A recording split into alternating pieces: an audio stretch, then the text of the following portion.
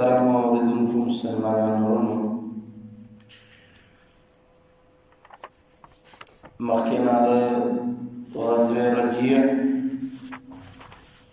د یو واقع هغې کې صحابه کرام رسول الله لیږلي وو غصفان نه د دې لپاره چې د مکې والا خبر راوړي بعثهم رسول الله الى اهل مکه ليخبروه او دا نبی صلی الله علیه وسلم كانوا بين غصفان ومكة مكي او د غصفان ترمنځ تفصیلا واقع مخکې تېره شوې وه چې دې کې نور شهیدان شو 3 کسان پاتې شو یو عاصم چې دای شهید که په غزي باندې او د هغې ملګري 7 کسان او زید رضی الله عنه خبیب رضی الله عنه یو بل صحابي دا 3 ژوندي ونیول هغه 3م کس هغه هم د دې سره ملګری کېدنه هغې په ځای شهید که بیا دی حبیب رضی الله عنه او دا زید دا یې خرڅ کړل په بنو حارث باندې د هغې واقعه مخکې مونږ ویله زید بن دثینه صفوان بن امیه اخیستی و چې د پلار په بدل کې مړ کړي او حبیب رضی الله عنه چې و بنو حارث هغې واخیسته په پیسو باندې چې د خپل نیکه بدل والي او زامن د پلار بدل والی نو د هغه د واقع پاتې ولګې شانې چې کله حبیب رضی الله عنه بوتو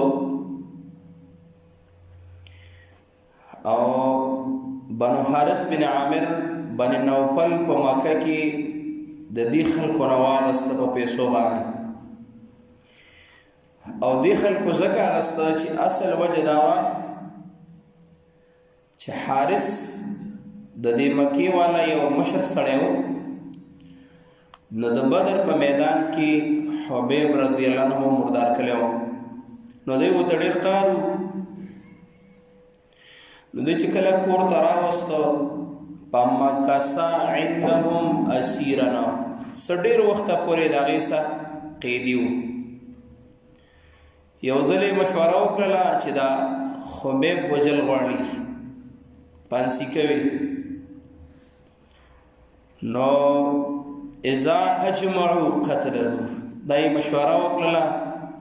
چې دا اوس پانسي کو او وجل غواړي حبیب رحمه ته چې پته ولګېدله چې دا کسان ما اوس وجلي پانسي کوي مې نو د 2 کارونه وکړل یو داسې کار یې وکړو چې استعار موسی من بعض بنات الحارث لیستحد بها دی کور کې زنانه ورته ویل استعار عاریتن یو شی د چا نه اخیستل لکه یو سړی وایي ته راکړه لکه ناخن کاټ کړه دا نوکونه پې واړه کړمه ته راکړه لکه قینچي چې دا برید پې واړه کړمه نو په هغه وخت کې به دا چړې استعمالېدلې ایښتو د کټ کولو دپاره نو ده ویله چې ماله یوه چاړه راکوي نو استعاره موسی من بعض بنات الحارث په کور کې د حارث د نونو د یو چا نه چاړه وغوښتله د دې دپاره چې سنت پې واخلي لیستحد بها ځان پې صفا کړي نو هغې راولګېدله او په اعاره هغه چاړې وله ورکړله دا ښځه په خپله قصه کوي دا کمې ښځې چې دي حبیب رضی الله عنه له چاړه ورکړې وه وایي په غفلتو عن صبي لي وایي په کور کې زما یو ماشوم زوی و نو زه څه په کار باندې مشغوله شوم او په دې کې دا ماشوم په دې لوبو کې فغفلت عن صبي لي د ماشوم نه لږ غافل شوم دا ماشوم ایسته ورغی او د دې خبیب رضی الله عنه په دې خپه باندې کېناست خواله راغی فدرج الیه حتی اتاه فوضعه على فخذه دی خبیب رحمه مسمینه وکړه چې ماشوم خواله راغی است په دې زنګون باندې کېناو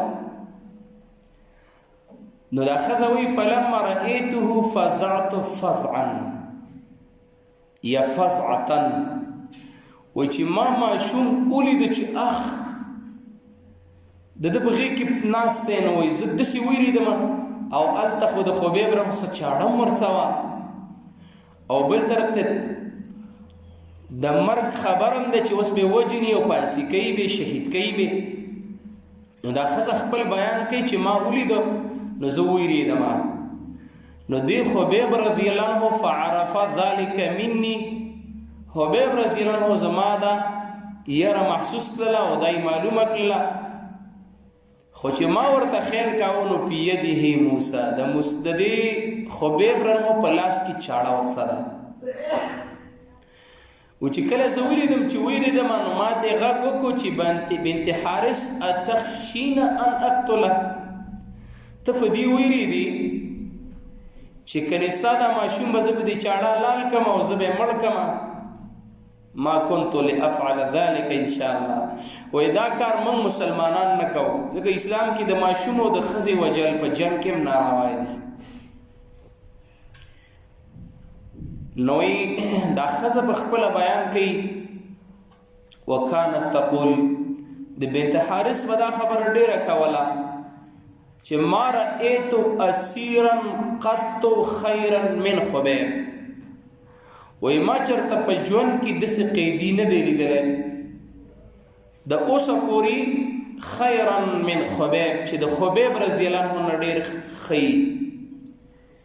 ولې وای ما ولید یو ځل زه ورغلم په کمره کې دی لقد رأیته یأکل من قطف عنب ما ولیدو چې یو غونچک دی د کجورو د انګورو او د دې خبیب رحمه مخې ته د انګورو غونچک پروت دی او خبیب رحمه د انګور خوري وما بمکة یومئذ ثمرة او په مکه کې په هغه وخت کې انګور نه وي د انګورو موسم نه و او قلارې دته انګور پراته دي او خوړلې وانه لموثق فی الحدید